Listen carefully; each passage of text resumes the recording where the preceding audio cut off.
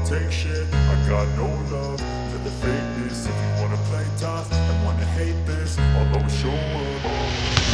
I don't ever slow. Karibu katika YouTube channel ya Dr. Chris Mauki, na leo nataka nizungumze na wewe topic nyeti katika mahusiano, especially katika ndoa, au kidogo itakusaidia wale ambao wako katika mapenzi na ni wachumba mnataka kuingia kwenye ndoa. Uwezo na uelewa huu utayabeba sana mahusiano yako.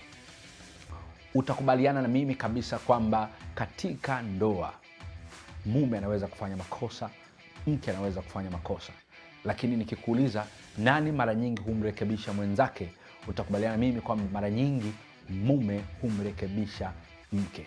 Lakini bahati mbaya sana katika kurekebishana huku, mara nyingi imeonekana wanawake huumizwa, huumia, hukerwa, hutatizwa sana na namna ambavyo waume zao wamekuwa wakiwarekebisha au wakiwasahihisha au wakiwatengeneza katika yale maeneo ambako wamekuwa wakifanya makosa. Inakuwa kama inaonekana mara nyingi kwamba wanawake ndio hufanya makosa zaidi, alafu wanaorekebisha ni wanaume. Bahati mbaya, shida yangu haiko kwenye kurekebisha. Shida yangu iko kwenye how.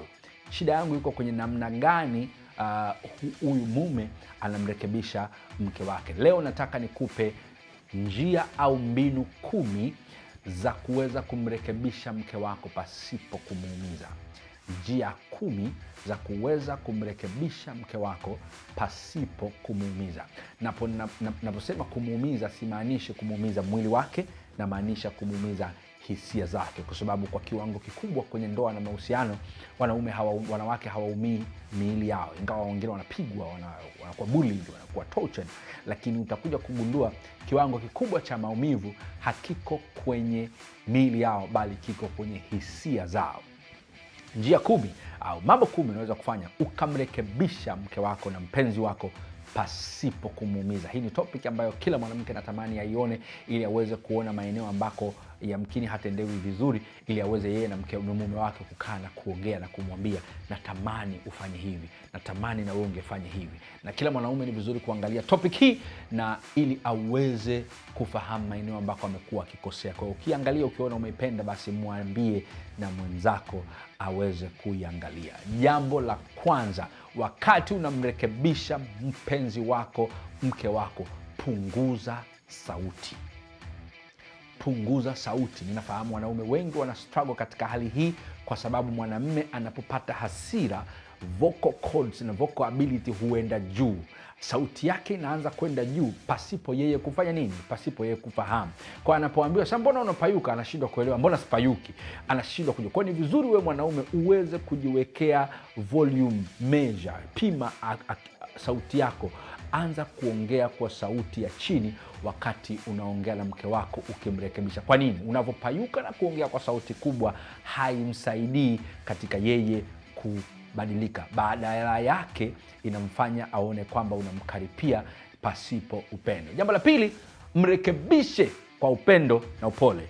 Mrekebishe kwa upendo na upole. Mimi ninaamini kwamba pamoja na kwamba mwenza wako anaweza kuwa amekosea, haimaanishi kwamba upendo wenu umekufa au upendo wenu umestuck. Inamaanisha kwamba amekosea. And to err is human, Waingereza wanasema kukosea ni ubinadamu. Kwa hiyo unatakiwa kumrekebisha kwa upendo, kwa sababu wakati unamrekebisha bado anabaki kuwa mke wako. Wakati unamrekebisha bado anabaki kuwa mama wa watoto wako. Kwa hiyo jitahidi kumrekebisha kwa upole na upendo. Jambo la tatu, usimkosoe wakati unamrekebisha. Usimkosoe. Kuna utofauti wa kukosoa mtu na kumrekebisha mtu. Unapomkosoa, nia sio kufocus kwenye lile kosa lake na kumbadilisha. Unapomkosoa, nia ni kumuumiza hisia zake. Nitakupa mfano. Kwa mfano, mke wako amepika wali ambao umegundua una mawe au una chumvi nyingi. Mtu ambaye anamrekebisha mke wake atamwambia, "Mke wangu, bahati mbaya leo ninaona wali huu una chumvi nyingi tofauti na ulivyozoea kupika mara kwa mara, na ninaomba ikiwezekana wakati mwingine ujaribu kupunguza chumvi kwa afya yetu mimi na wewe." Huyu mtu anamrekebisha kwa sababu focus yake iko kwenye kosa. Lakini mtu anayemkosoa anasema, "Ndio maana nilishauriwa nisioe mwanamke wa kabila fulani." Sasa huyu ndio wali gani sasa? Huu wali au mahindi ya kukaanga? Sasa huyu harekebishi, huyu anakosoa. Wanawake hawa wawili, ambaye atakuwa katika possibility za kubadilika ni huyu aliyerekebishwa kuliko huyu aliyekosolewa. Jambo la 4, wakati unamrekebisha, huo ni mchakato. Ukiona anaanza kupick up, anaanza kuchukua na kuapply vile vitu unavyomrekebisha navyo, na anaanza kufanya vile vitu, usianze kumwambia sasa, kumbe ulikuwa unajua kumbe ulikuwa unajifanyisha. Hapana, msifie, mpongeze, mpe compliment kwenye vile vitu ambavyo anaonekana kuweza. Hii itamsaidia kuongeza speed katika kufanya yale mambo mazuri unayomrekebisha. Hii itamsaidia kuingiza kwenye brain yake ya kwamba kumbe anaweza akabadilika, na ataendelea kuiamini nguvu yake ya kubadilika, na itamsaidia katika kubadilika zaidi. Jambo la 5, usimrekebishe mbele ya watoto. Naomba nikuambie wewe baba, wewe mume, usimrekebishe mpenzi wako au mke wako mbele ya watoto wako. Kwa nini? Kwa sababu kitendo cha kumrekebisha mke wako mbele ya watoto, kwanza kinamfanya apoteze confidence mbele ya watoto, kwa sababu unamdegrade. Mna rumi yenu, mna chumba chenu, na nyakati mnaweza mkawa wenyewe, mnaweza mkatoka nje ya nyumba. Huna haja ya kumrekebisha mbele ya watoto. Kuna wanaume wengine wanafikiri ni sifa, na kwamba watoto wanavyojua kuhusu madhaifu ya mama yao ni sifa. Bahati mbaya, unatengeneza mazingira ambayo kuna uwezekano watoto wako wakamdharau mama yao. Usimrekebishe mbele ya watoto. Na jambo linalofuatia, usimrekebishe mbele ya watu. Don't do it publicly.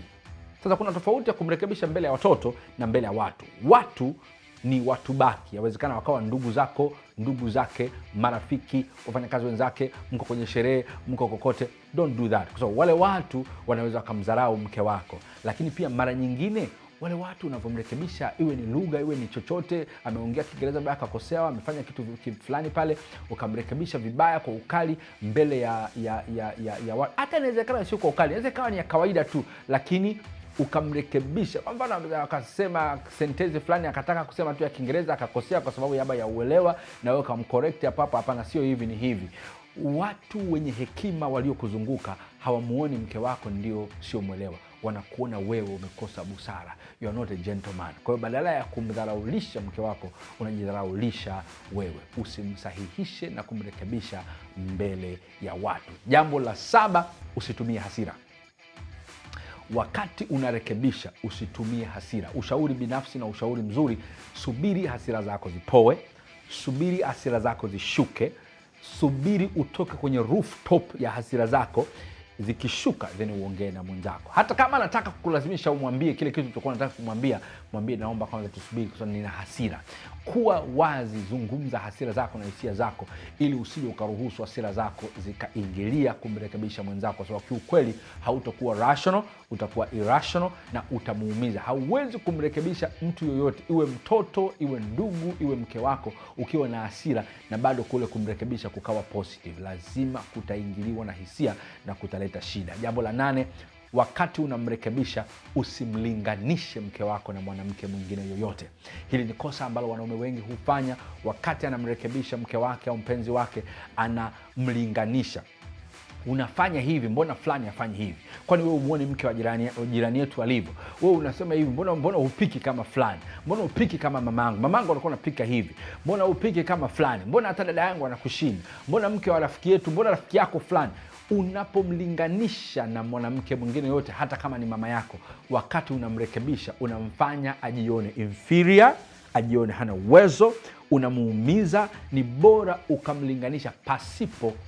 ukamrekebisha pasipo kumlinganisha na mtu yoyote. Mrekebishe yeye na kosa lake pasipo kumlinganisha na mwanamke mwingine yoyote. Jambo la 9, wakati unamrekebisha, usimkumbushe mambo ya zamani.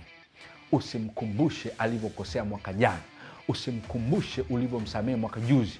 Usimkumbushe wakati mnachumbiana alivyokosea. Usimkumbushe alivyoharibu kipindi fulani.